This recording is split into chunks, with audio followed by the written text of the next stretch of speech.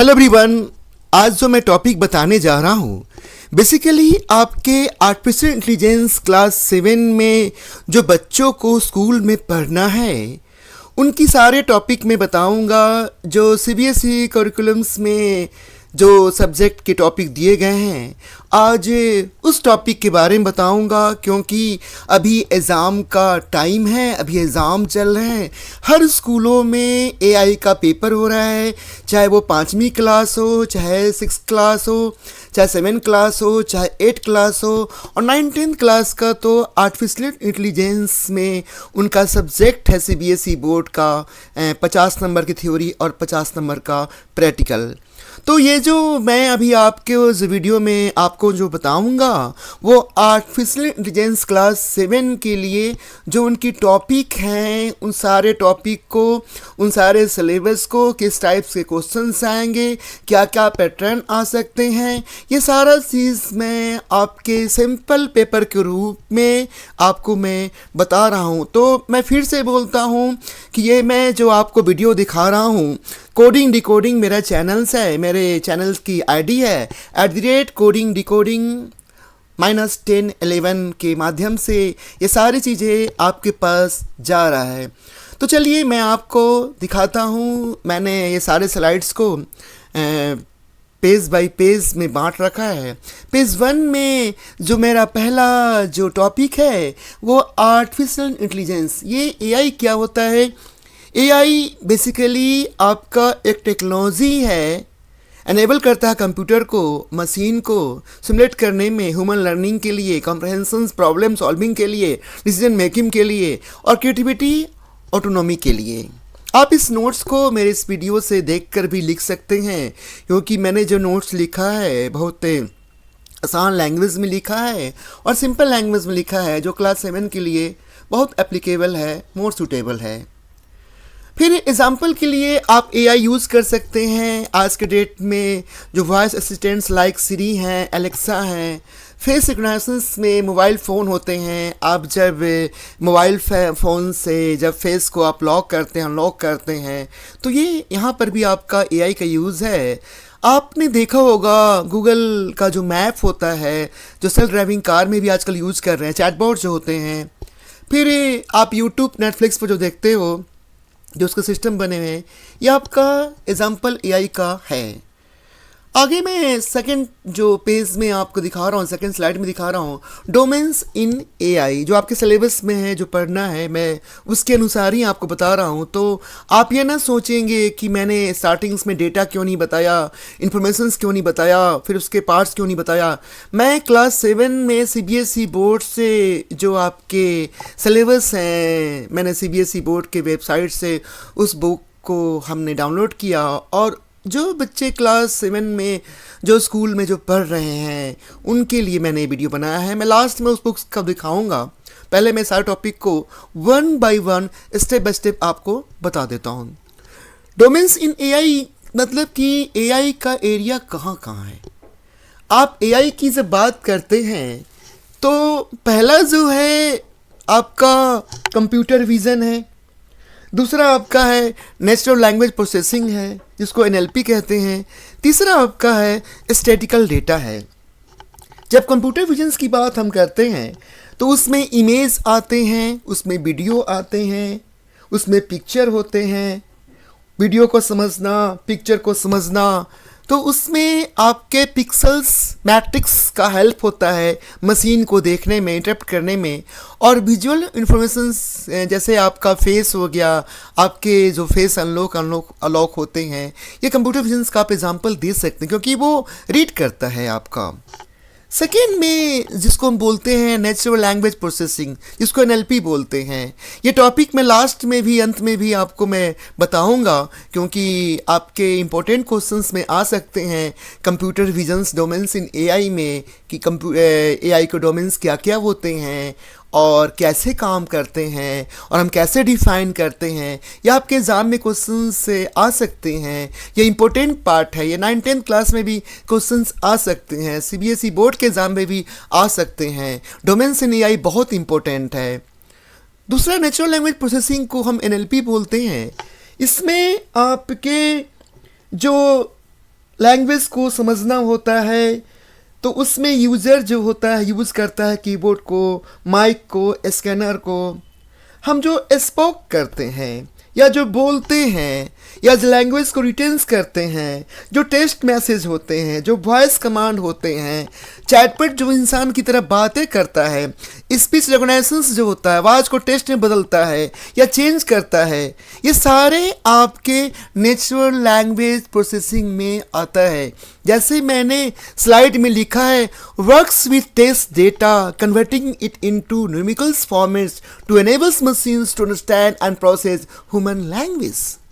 मनुष्य का जो भी लैंग्वेज है, चाहे वो हिंदी हो, चाहे इंग्लिश हो, चाहे पंजाबी हो, चाहे जापानी हो, चाहे उड़िया हो, कुछ भी हो, वो जो टेक्स्ट के फॉर्म में लिखता है, वो जो बोलता है, वो उसको क्या करता है, वो चेंज करता है। आप एग्जाम्पल के लिए गूगल असिस्टेंट को ले सकते हैं, चैट बोर्ड्स को ले सकते हैं, लैंग्वेज ट्रांसलेटर को ले सकते हैं, या बहुत सारे आज के डेट में जो लैंग्वेज ट्रांसलेशंस ऐप्स होते हैं वो NLP के अंदर आते हैं, वो नेचुरल लैंग्वेज प्रोसेसिंग के अंदर आते हैं। आप ये कह सकते हो कि जो NLP है, नेचुरल लैंग्वेज प्रोसेसिंग है, उसमें आपका जो वर्क होता है, वर्क भी डेटा और कन्वर्ट करता है न्यूमेरिकल फॉर्मेट में और मशीन्स को एनेबल करता है अंडरस्टैंड करने के लिए। अब जो थर्ड है डोमेन्स इन AI में, उसको बोलते हैं स्टैटिकल डेटा। ये यूटिलाइज करता है स्ट्रक्चर्स न्यूमेरिकल्स डेटा में और अंडरस्टैंड करता है data to allow machine to learn from patterns and make predictions, जो प्रेडिकेट करता है। आप कह सकते हो स्टैटिकल डेटा में the ability of machine to understand number. Statistical data वह होता है जो नंबर के रूप में कलेक्ट करता है और उसके बाद एनालिसिस मतलब विश्लेषण करता है और कंक्लूजन मतलब निष्कर्ष निकालता है। तो आप कह सकते हो कि स्टैटिकल डेटा में वो स्ट्रक्चर्स नंबर को एनालिसिस करता है, कंक्लूजन्स करता है, उसके बाद डेटा को रिप्रेजेंट करता है।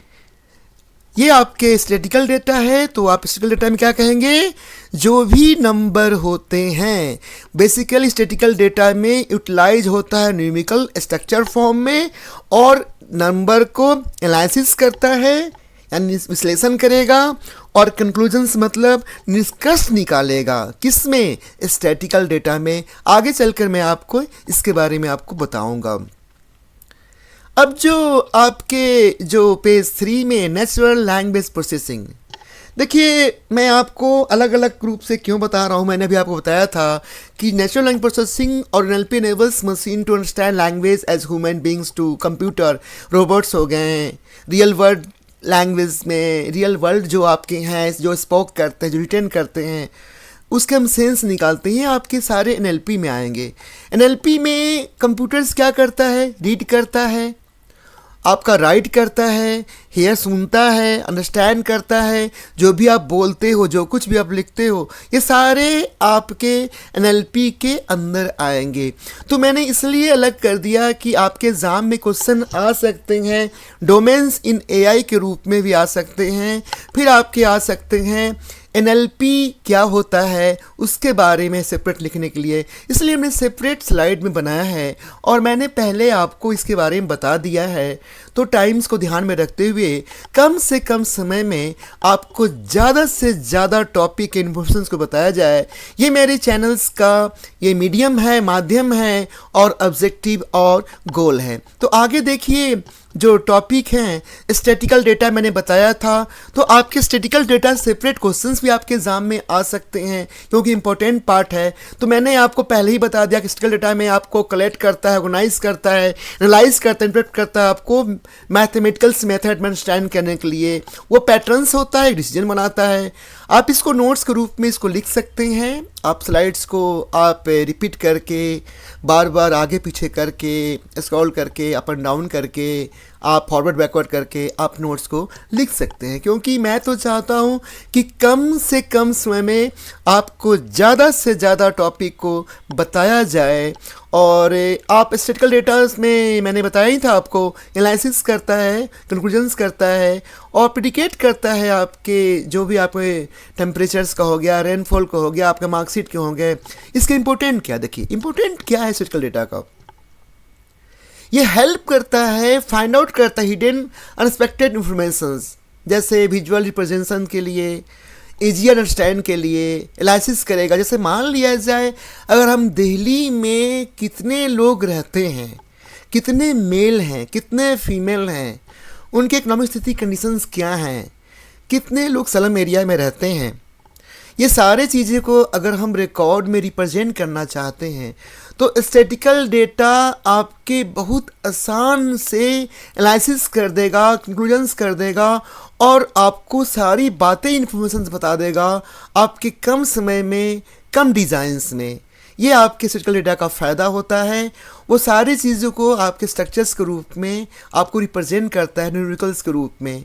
अब देखिए आगे आप देखेंगे कि डेटा विजुलाइजेशंस क्या होता है। देखिए डेटा विजुलाइजेशंस में आपके चार्ट्स होते हैं, ग्राफ होते हैं, मैप होते हैं। वो प्रेजेंट इंफॉर्मेशंस को क्लियरली और सिंपली रिप्रेजेंट करता है और जो कम्प्लेक्स डेटा होता है उसको बहुत आसान तरीके से विजुअल के रूप में, अंडरस्टैंड के रूप में आप लार्ज डेटा को बहुत आसान तरीक़ा से आप रिप्रेजेंट कर देते हैं। जैसे मान लिया कोई कंपनी है, बड़ी बड़ी कंपनी है, या उसको विजुलाइज करके उस कंपनी का कितना ग्रोथ है, कितने उसके एसेट्स हैं, कितनी प्रॉफिट हो रही है, कितने उसके डिमांड आ रहे हैं, कितने उसके आइटम सेल हो रहे हैं, कितने उसके प्रोडक्ट्स हो रहे हैं, कितने उसके एम्प्लॉय हैं, कितने एम्प्लॉय की सैलरी क्या है।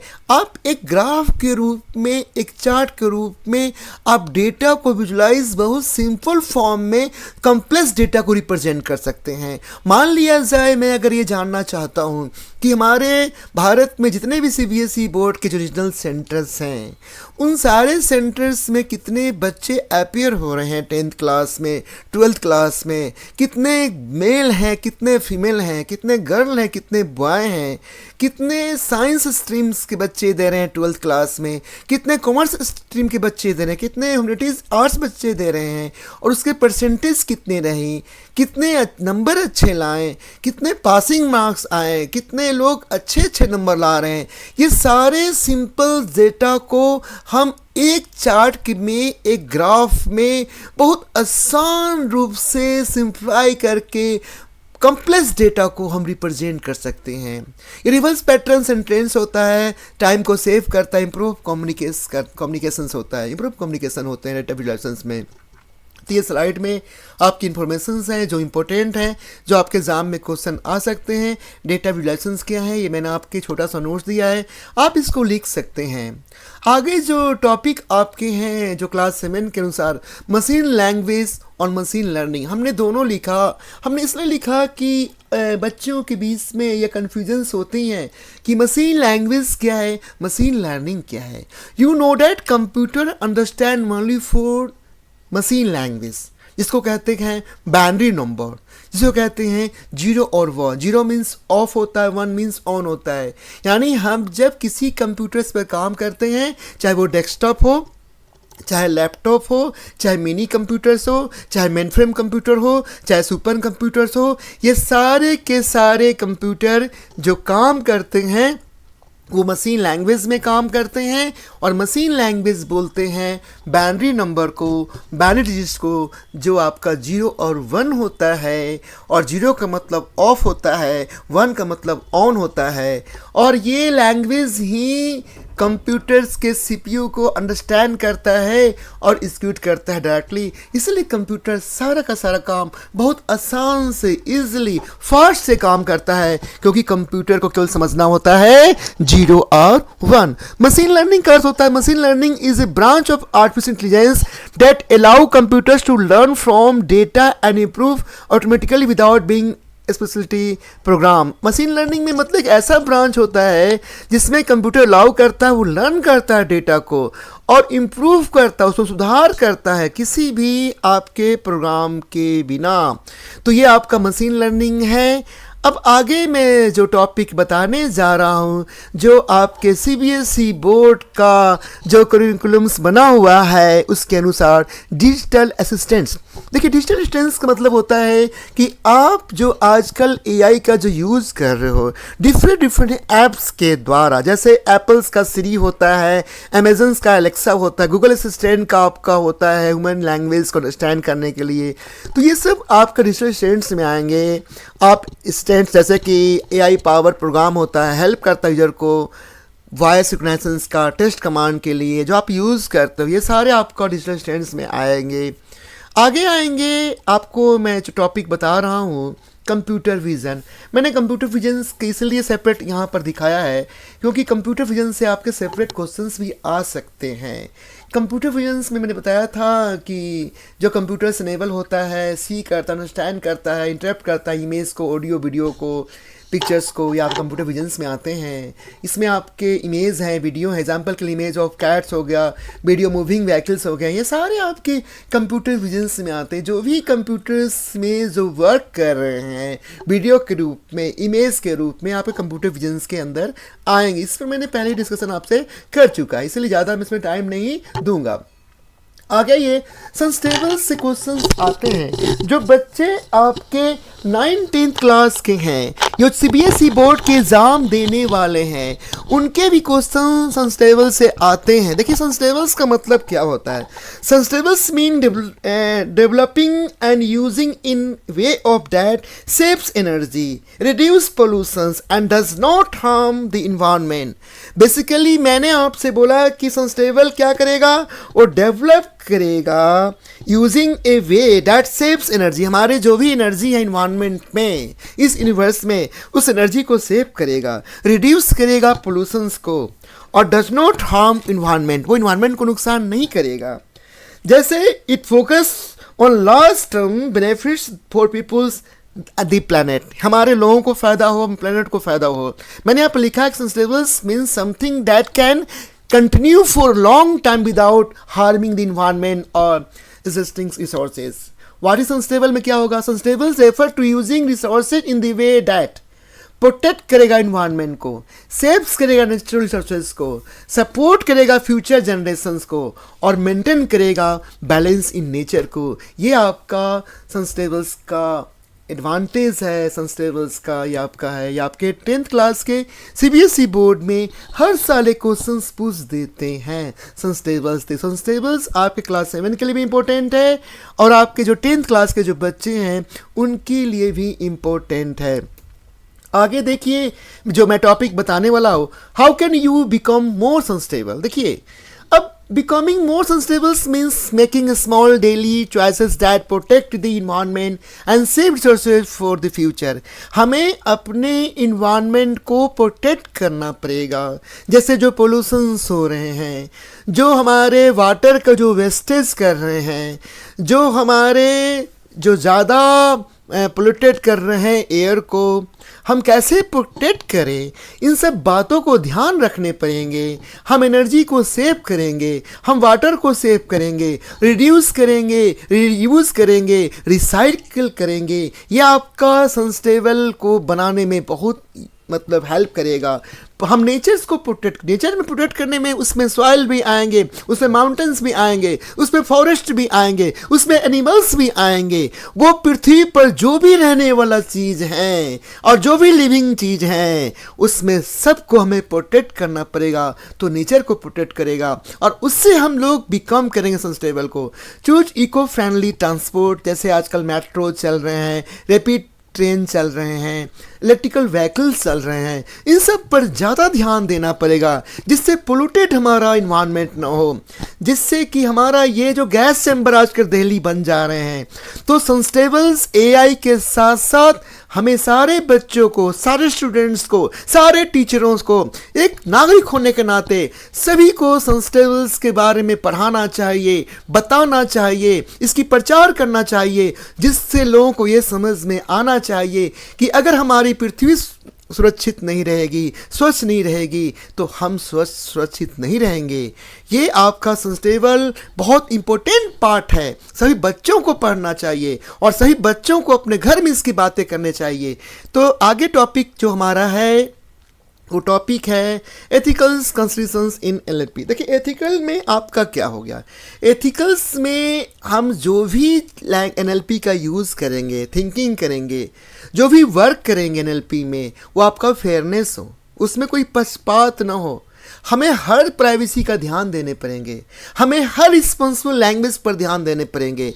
हम किसी भी ऐसे लैंग्वेज का फैलाव नहीं करेंगे, स्प्रेड नहीं करेंगे जिससे समाज में हानि हो।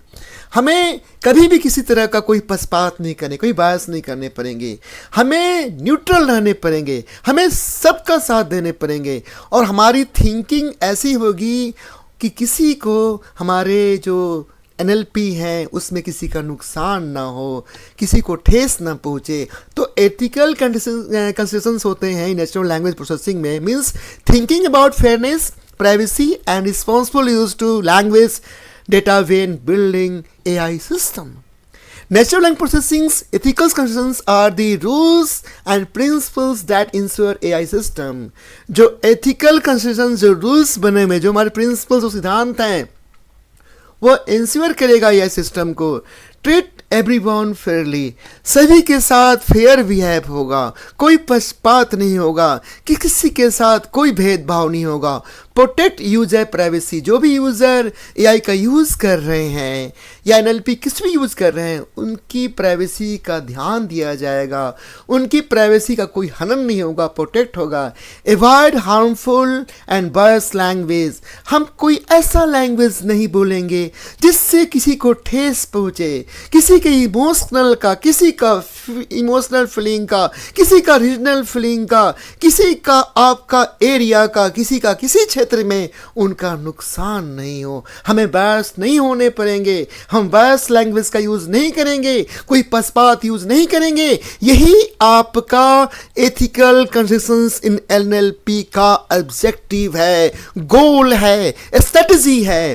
प्रोवाइड एक्यूरेट इंफॉर्मेशन, हमारे जो भी इंफॉर्मेशन होंगे वो आपका फेयरली होगा, उसमें कोई पार्शलिटी नहीं होगी, कोई पक्षपात नहीं होगा, वो एकदम आपके एक्यूरेट होगा, एग्जैक्ट होगा, उसमें ट्यूरनेंस होंगे, उसमें एक्यूरेसी होगी और सबके लिए अच्छा होगा।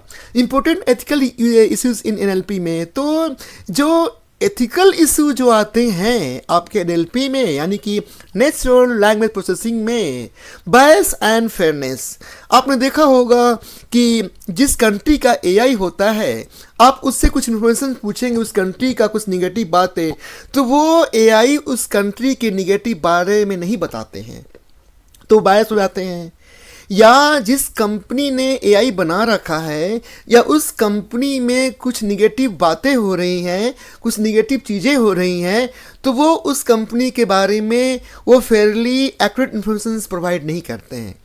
तो ये आपका जो एथिकल इशू है उसमें बायस और फेयरनेस होना चाहिए। बायस आपको नहीं होना चाहिए, बायस होंगे उसमें फेयरनेस होना चाहिए।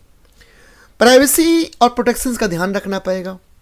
मिस इन्फॉर्मेशंस आपको नहीं देनी है। मिस इन्फॉर्मेशंस ये एथिकल इशू में आते हैं। बायस और फेयरनेस आपके एथिकल इशू में आते हैं। प्राइवेसी प्रोटेक्शंस आपके एथिकल इशू में आते हैं। मिस इन्फॉर्मेशंस आपके एथिकल इशू में आते हैं और ट्रांसपेरेंसी भी आपके एथिकल इशू में आते हैं। तो इन सब चीज़ों को आपको ध्यान देने पड़ेंगे। अब जो मेरा जो एक टॉपिक है डिफरेंट डोमेन्स ऑफ एआई, मैंने पहले भी बताया था, लेकिन मैं इसलिए इस टॉपिक को हेडिंग में लिखकर मैं फिर से इसलिए बता रहा हूँ क्योंकि आपके एग्ज़ाम में जो लैंग्वेज का जो खेल होता है, जो सेंटेंस का जो खेल होता है, वो बच्चों को समझने में दिक्कत होती है। उन सब चीज़ों को ध्यान में रखते हुए मैंने किसी टॉपिक को रिपीट कर कर इस स्लाइड में दिखाया है, तो आप माइंड नहीं करेंगे। मैं फिर से बताता हूँ, डिफरेंट डोमेन ऑफ एआई में या डिफरेंट डोमेन्स ऑफ एआई में मशीन लर्निंग आपका एमएल होगा, मैंने बताया है। नेचुरल लैंग्वेज प्रोसेसिंग एनएलपी भी बताया है, कंप्यूटर विजन भी बताया है। रोबोटिक्स आपको नहीं बताया था, मैं एसआर सिस्टम नहीं बताया था, मैं आपको बता देता हूँ। नहीं चलिए मैं आपको मशीन लर्निंग बता देता हूँ। मशीन लर्निंग डेटा आपको इंप्रूव करता है ऑटोमेटिकली। यूट्यूब हो गया, आपके स्पैम डिटेक्शंस में आपके मशीन लर्निंग काम करता है। एनएलपी मैंने बहुत सारे बात की, आप देखे ही होंगे। अंडरस्टैंड करता है आपका ह्यूमन लैंग्वेज को, चैटबॉट्स हो गया, वॉइस असिस्टेंट्स होंगे और ट्रांसलेशन ऐप जो आजकल वो एनएलपी के अंदर आते हैं। कंप्यूटर विजन्स में आप बताया था मैंने, allow to computer see and interpret images, video, face unlock हो गया, ऑब्जेक्ट डिटेक्शन हो गया, मेडिकल इमेजिंग हो गया।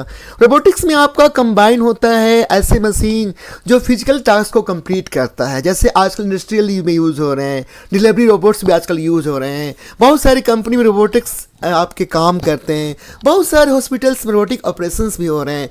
तो जो कंबाइन होता है एआई सिस्टम के साथ, वो परफॉर्म करता है फिजिकल टास्क। जैसे आजकल बहुत जगह आपके रोबोट्स आपके इंटरटेनमेंट में भी यूज हो रहे हैं, म्यूज़िक भी बजा रहे हैं, ऑपरेशन हॉस्पिटल्स में कर रहे हैं, क्लास भी ले रहे हैं, एंकरिंग भी कर रहे हैं, बड़े बड़े कंपनी में काम भी कर रहे हैं। ये सारे रोबोटिक्स का यूज़ हो रहा है। स्पर सिस्टम, देखिए स्पर सिस्टम क्या होता है, ये नॉलेज बेस्ड सिस्टम होता है। ये सिस्टम ऐसा होता है, AI system that make decisions like human experts. जो आपके मेडिकल डायग्नोसिस सिस्टम है, वो आपके स्पर सिस्टम, तो expert system basically knowledge based systems पर वर्क करता है। आगे आइए, मैं आपको बस ये बताता हूँ, thank you for watching this video. सभी को बहुत बहुत धन्यवाद, थैंक यू। आप मेरे चैनल को सब्सक्राइब कर लीजिए। देखिए मैं आपसे एक बार फिर से कह रहा हूँ, ये जो वीडियो बना रहा हूँ आप लोग के लिए बना रहा हूँ। अगर इसमें कोई मिस्टेक्स है बोलने में, लिखने में, या कुछ लगता है कि सर आपको ऐसा करना चाहिए, तो आप कमेंट सेक्शंस में लिखिए। कमेंट सेक्शन में लिखेंगे, मुझे खुशी होगी। मेरे चैनल को सब्सक्राइब कर लीजिए। सब्सक्राइब करने से आपका कुछ नुकसान नहीं होगा, लेकिन कर भला तो हो भला। अगर आपसे किसी का भला होता है, किसी को हेल्प होता है, तो आपको हेल्प करना चाहिए। देखिए ये दुनिया सारा सेल्फिश है, लेकिन आप सेल्फिश मत बन जाना, क्योंकि अगर आप जो मेरे को हेल्प पहुंचाओगे वो गॉड आपका है। अब भगवान को मानते हैं या ना मानते हैं, लेकिन अगर आप किसी खुशी दे सकते हो किसी न किसी रूप में, तो बस मैं यही कहूँगा कि अगर आप चैनल को सब्सक्राइब करेंगे, शेयर करेंगे, या आपको लगता है कि मेरे चैनल्स में कमी रह गई है, तो आप मेरे को ऑब्वियसली लिखो, आप कमेंट लिखो, मुझे कोई दिक्कत नहीं होगी। आप मेरे को मेल करो, मुझे कोई दिक्कत नहीं होगी। मैं कोशिश करूँगा सुधार करने में। तो thank you, thanks a lot, thank you very much. और एक चीज़ मैं दिखाना चाह रहा था आप लोग को, वो मैं दिखा देता हूँ। ये जो बुक है ये मैं आपको दिखा देता हूँ, क्योंकि मैंने स्टार्टिंग में आपसे बोला था, तो मुझे याद है कि मैंने आपसे क्या बोला था। ये जो आर्टिफिशियल इंटेलिजेंस से जो करिकुलम्स क्लास 7 फर्स्ट हैंडबुक है सीबीएसई बोर्ड का, मैं इनकी मदद से मैंने हेल्प लिया था। और ये जो सिलेबस में जो कुछ भी टॉपिक दिए गए हैं, उन सारे टॉपिक को हमने कोशिश किया कि आपको बताऊँ और आपको समझाऊँ। अगर आप इस बुक की चाहेंगे तो मैं डिस्क्रिप्शंस में इस बुक का मैं आपको लिंक प्रोवाइड कर दूंगा, आप वहां से डाउनलोड कर लेंगे। आप डिस्क्रिप्शन में जाकर, और इस बुक्स में जो टॉपिक थे, जो क्वेश्चंस अराइज हो रहे थे, मैं उन सारे टॉपिक का ही मैंने डिस्कशंस किया है, और मैं पूरा कोशिश किया कि आपको ये सब चीज़ें बताया जाए। और आप देख सकते हैं यहाँ पर इस बुक्स में भी मैं आपको दिखा देता हूँ लार्ज करके, एथिकल्स इशू इन एलपी आपका इम्पोर्टेंट है, आप देख सकते हैं यहाँ पर लिखा हुआ भी है। एथिकल डेटा भी क्या है, आप फेयर अनबायस्ड, ये सारे हैं। मैंने इनकी मदद से मैंने यहाँ पर कुछ नोट्स बनाए, कुछ वीडियो में मैंने यूज़ भी किया है। तो मैं आशा करता हूँ कि ये छोटी सी इन्फॉर्मेशंस आपके लिए बहुत हेल्पफुल होगा। और अगर कोई सुधार है तो मैं फिर लास्ट में बोल रहा हूँ कि आप कमेंट सेक्शंस में लिखेंगे और मेरे चैनल को सब्सक्राइब कर लेंगे, जिससे मेरे लिए बहुत एक हेल्प होगा। और मैं कुछ नहीं कहना चाहता हूँ। तो thank you, thanks a lot, thank you, thank you.